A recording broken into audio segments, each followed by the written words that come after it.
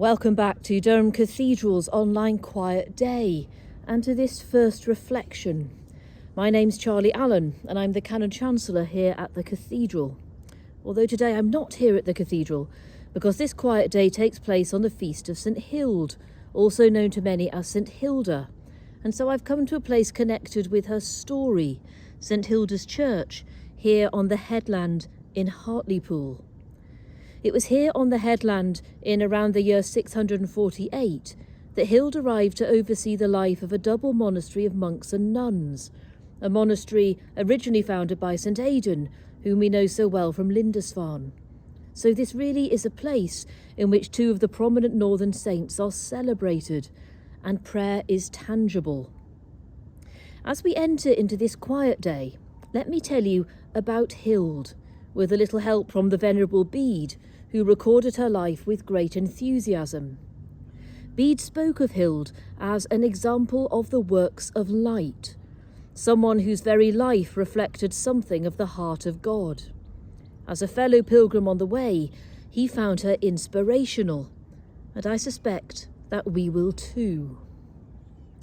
Hild was born into the powerful kingdom of Northumbria, which roughly covered the areas we know now as Northumberland and Yorkshire. She began life in a time of immense political change, with the collapse of Roman rule in Britain and the arrival of the Angles and Saxons, fragmenting the kingdom. After her father was murdered, Hild and her sister were raised within the court, as they happened to be the great nieces of Edwin, the Northumbrian king. Hild converted to Christianity with the entire king's court as a child, and was baptised in York, in a building erected for the occasion near the site of the present-day Minster. The king's court had been inspired by a character named Paulinus, who was part of a Roman mission led by St Augustine. Yet as Hild grew in her faith, she found herself drawn to encounter God not so much through this Roman lens that she'd been brought into encounter with, but through the lens of the Celtic tradition, glimpsed through the life of Aidan and the monks based on the holy island of Lindisfarne. At the age of 23, Hild made the decision to follow her growing sense of vocation to become a nun. Aidan invited her to do so within Northumbria, and she soon became the abbess of Hartlepool, where we gather for this reflection.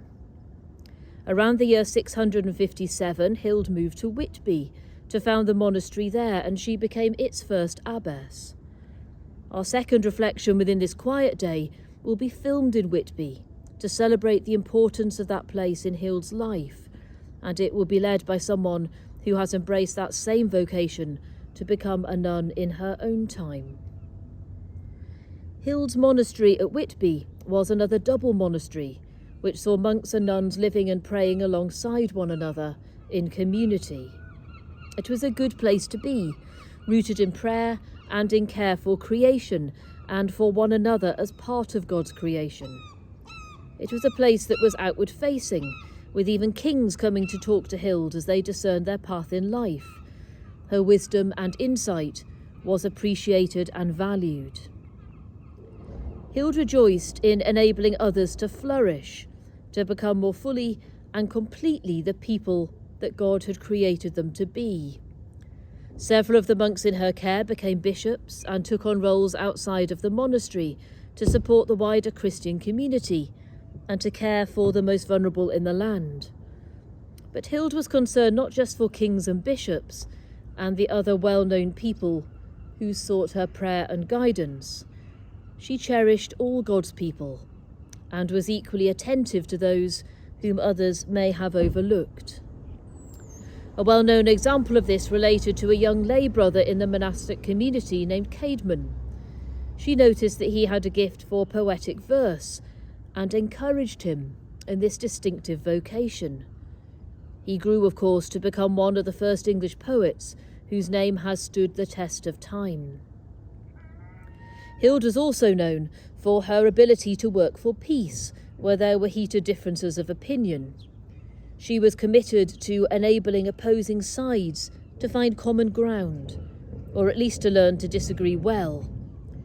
She was a skilled and humble leader. And these skills were drawn upon during the Synod of Whitby, which took place in the year 664.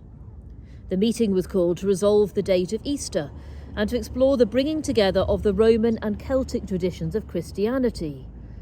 The Roman tradition was adopted, and Hild worked hard to enable her Celtic community to respond generously to this, rather than allow divisions to occur.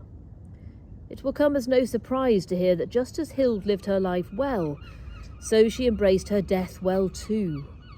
She lived with illness for the last few years of her life, and died at the age of 66. Bede tells how her death was accompanied by visions. At Hackness, one of the other monasteries he founded, a nun was reported to have seen the roof of the dormitory open to reveal Hild's soul ascending to heaven, accompanied by angels. When the monks arrived from Whitby to tell the community there of Hild's death, they found everyone already at prayer, giving thanks for her life. Hild was a wonderful character and an inspiring fellow pilgrim on the way of faith. Steeped in God and steeped in love for God, she allowed something of his character to shine through, and in her and through her we glimpse something of the kingdom which is and is to come. A kingdom in which peace and reconciliation are lived in all their fullness. A kingdom in which each and every person rejoices in their unique vocation as part of God's creation. A kingdom in which life in all its abundance and wonder is celebrated, and in which every life is valued. Hild's character reflected in her own imperfect way something of the character of God. That was her vocation, and it is ours too.